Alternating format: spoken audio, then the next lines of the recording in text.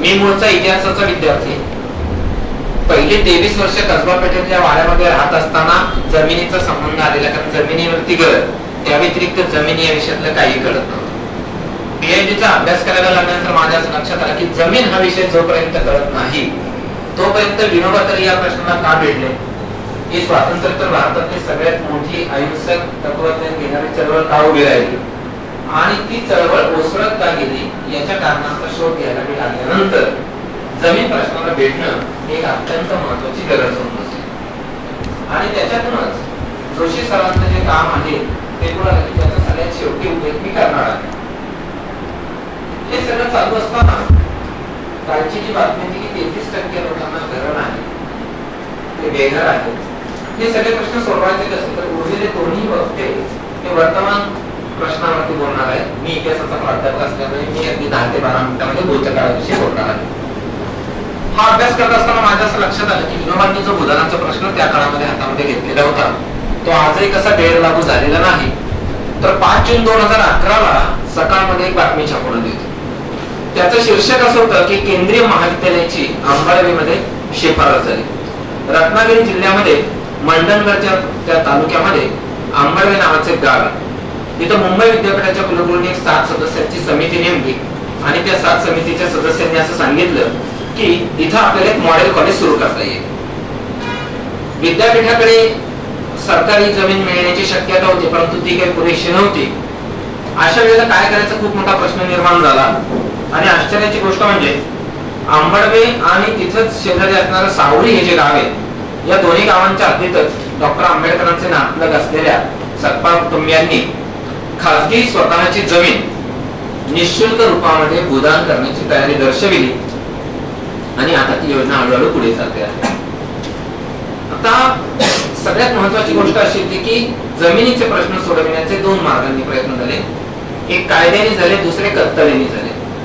ना कायद्याने पूर्णपणे जमिनीचे प्रश्न सुटू शकले नाही, ना कत्तलीने पूर्णपणे प्रश्न सुटू शकले नाही. विनोबांनी त्यांच्या पद्धतीप्रमाणे करुणेच्या माध्यमातून हा प्रश्न सोडवायचा प्रयत्न केला. पुढे जो एक यशस्वी प्रयोग जोशी सरांनी केला त्याच्यामध्ये कायदा आणि करुणा एकत्र आल्यानंतर काय होऊ शकतं ते मी माझ्या भाषणाच्या शेवटी सांगणारच आहे. माझ्या अभ्यासाच्या निमित्तानं गोखले इन्स्टिट्यूट मध्ये पहिल्यांदा मी पवनाला जाऊन राहिलो. भूदानच्या आजवरच्या सर्व अभ्यासकांची आकडेवारी मदतीला घेतलेली होती.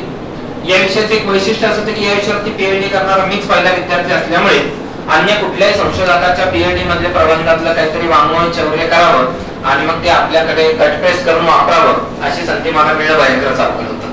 त्यामुळे जिथे जिथे संदर्भ मिळेल तिथे तिथे जाणं, तिथे तिथे धडपडून ती माहिती घेणं. आणि अशातच एके दिवशी मला गोखले इन्स्टिट्यूट माझ्या एका मित्राचा फोन आला की अरे ते 3ऱ्या मजल्यावरती धुळीमध्ये विधानसभेतले चर्चेचे काही अहवाल पडले ते जरा तू एकदा येऊन बघ. 72च्या विधानसभेच्या अधिवेशनाचे ते सगळे अहवाल होते आणि त्याच्यातून तोपर्यंत कुठल्याही पुस्तकांमध्ये प्रबंधांमध्ये न आलेली माहिती मला मिळाली जी महाराष्ट्राच्या एकूण मानसिकतेवरती प्रकाश टाकणारी. ती फक्त थोडक्यामध्ये मी सांगतो. भूदान चळवळ सुरू झाल्यानंतर महाराष्ट्रामध्ये काय प्रतिसाद मिळाला. मुंबई विभाग ठाणे जिल्ह्यामध्ये एकूण तालुके 12, भूदानामध्ये मिळालेली जमीन ही सर्व सरकारने विधानसभेमध्ये घोषित केलेली आकडेवारी आहे. ती भूदानात मिळालेली जमीन होती 1434 हेक्टर. वाटप झालेली जमीन होती 758 हेक्टर आणि अद्याप वाटप व्हायची जमीन राहिलेली होती 72 मध्ये 676. कुलाबा जिल्हा 1854 एकर जागा मिळाली हेक्टर आणि 1637चं वाटप झालं. 216 वाटायचे राहिले. रत्नागिरीमध्ये 1272 हेक्टर मिळाली, 102चं फक्त वाटप झालं. नाशिक जिल्ह्यामध्ये 316 हेक्टर मिळाली, वाटप फक्त 68 हेक्टरचं झालं. धुळे जिल्ह्यामध्ये 2984 हेक्टर मिळाली, वाटप फक्त 1022 झालं. जळगाव जिल्ह्यामध्ये 1139 मिळाली, वाटप फक्त 1055 झालं. सगळ्यात हुशार ठरला पुणे विभागातला अहमदनगर जिल्हा. इथे सरकारी आकडेवारीनुसार भूदानामध्ये काहीही जमीन मिळाली नाही, त्यामुळे वाटपाचा काही प्रश्नच नाही. दुसरा पुणे जिल्हा, त्याच्यामध्ये फक्त मावळमध्ये 3.53 हेक्टर आणि इंदापूरमध्ये 52.9 हेक्टर. जुन्नर, आंबेगाव, खेड, शिरूर, पुणे शहर, हवेली, दौंड, मुळशी, वेल्हे, पुरंदर, बारामती, भोर येथे 0 जागा मिळालेली होती, त्यामुळे वाटपाचा काही प्रश्नच येत नाही. सातारा जिल्ह्यामध्ये फक्त महाबळेश्वर मध्ये जागा मिळाली.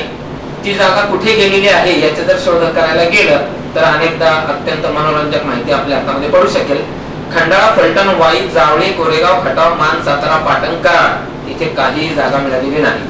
सांगली जिल्ह्यामध्ये 374 मिळाली, वाटप 65चं झालं. सोलापूरमध्ये 221 मिळाली, तिथेही अक्कलकोट, मंगळवेढे, करमाळ आणि बार्शी इथे काहीही जमीन मिळालेली नाही. याच्यापेक्षा आणखी पुढचा पाऊल कोल्हापूर जिल्ह्याने टाकलं. शाहू आणि पन्हाळा, हातकणंगले, शिरोळ, करवीर, बावडा, राधानगरी, कागल, बुधरगड, आजरा, गडिंग्लज, चांदगड इथे 0 जागा मिळाली. औरंगाबाद विभागामध्ये 1180 हेक्टर मिळाली, वाटप झालं 1076चं. परभणीमध्ये परतूर, जिंतूर, हिंगोली, कळमनुरी, पाथरी, परभणी, बसमत, गंगाखेड इथे काहीही जागा मिळाली नाही. बीड जिल्ह्यामध्ये 154 हेक्टर मिळाली, वाटप झालं 133चं. नांदेड जिल्ह्यामध्ये 182 मिळाली, 163चं वाटप झालं. उस्मानाबाद मध्ये 368 मिळाली, 116चं वाटप झालं. नागपूरमध्ये 1391 मिळाली, 1102चं वाटप झालं. अकोल्यामध्ये 3062 हेक्टर मिळाली, 1865चं वाटप झालं. अमरावतीमध्ये 2588 मिळाली, 1828चं वाटप झालं. यवतमाळमध्ये 22545 हेक्टर जमीन मिळाली, वाटप झालं 17913चं. वर्ध्यामध्ये तीच परिस्थिती होती. नागपूरमध्ये 3490 आणि 2453चं वाटप झालं. भंडारा आणि चांदा जिल्ह्यांमध्ये अनुक्रमे 2183 आणि 2083 मिळाले, वाटप झालं 1621 आणि 1552. भारताची एकूण आकडेवारी लक्षात घेतली तर भारतामध्ये सर्वात जास्त जमीन मिळाली बिहारमध्ये 21,68,857.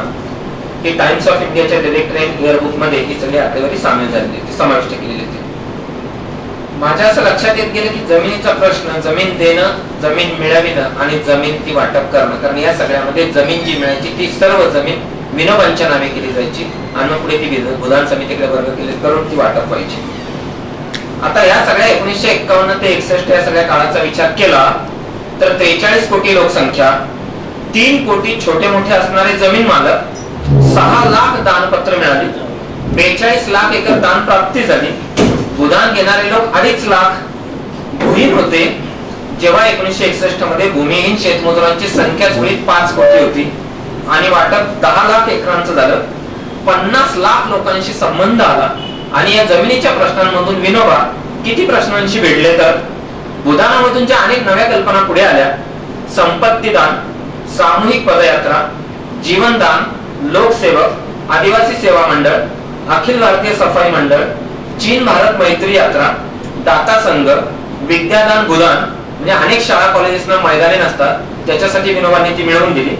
मौन प्रार्थना, शांती सेना, कस्तुरबा ट्रस्ट सेविका, सर्वोदय पात्र म्हणजे मुठ्ठीवर अनाज, डाकूंचं आत्मसमर्पण, इंदूर आणि काशी घाटाची स्वच्छता, कैद्यांचं शिक्षण, साधन दान, विहीर दान. जानकी देवी बजाजांनी ही कल्पना हातामध्ये घेतली आणि जवळजवळ त्यांनी तातडीनं 15 विहिरी बांधल्या. विनोबांची कल्पना अशी होती की आपण 18 कोटी विहिरी जर बांधल्या तर भारताचा संपूर्ण पाण्याचा प्रश्न सुटू शकेल.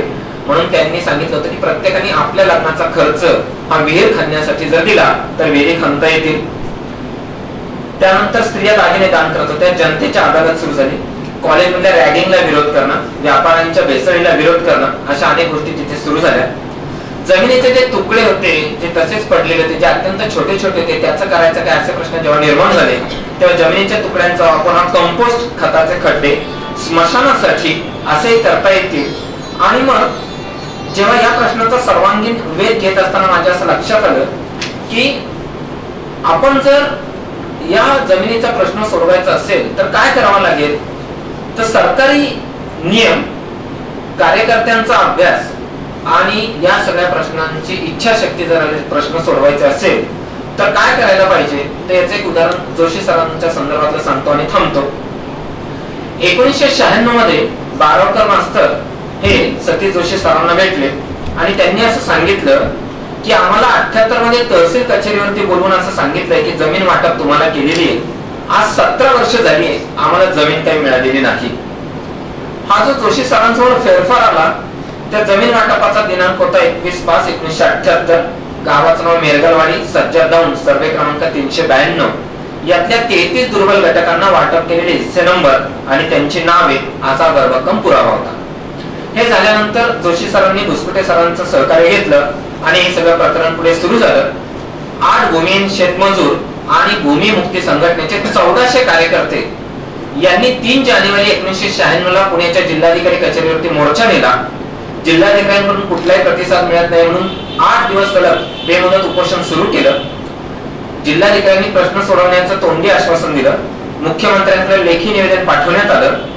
स्वतःला अटक करून घेण्यासाठी जिल्हाधिकारी कार्यालयामध्ये जोशी सर गेलेले असताना पुढे सत्याग्रहींना अटकही केली, परंतु जिल्हाधिकाऱ्यांनी तडजोडीची भूमिका घेतली. दौंड तालुक्याचे तत्कालीन तहसीलदार ज्ञानदेव ठुबे आणि उपविभागीय अधिकारी शेखर गायकवाड यांनी संपूर्ण सहकार्य करून हा प्रश्न सोडवायचा कबूल केलं.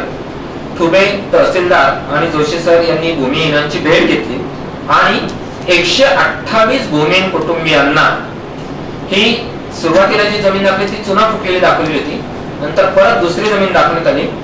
567 एकर जमीन 128 कुटुंबांना हद्द आणि निशाणे दाखवून प्रत्यक्ष ताबा मिळेपर्यंत जोशी सर या प्रश्नाला भिडले आणि शेवटी 1997 ला 128 कुटुंबांना ही सर्व जमीन देण्यात आली.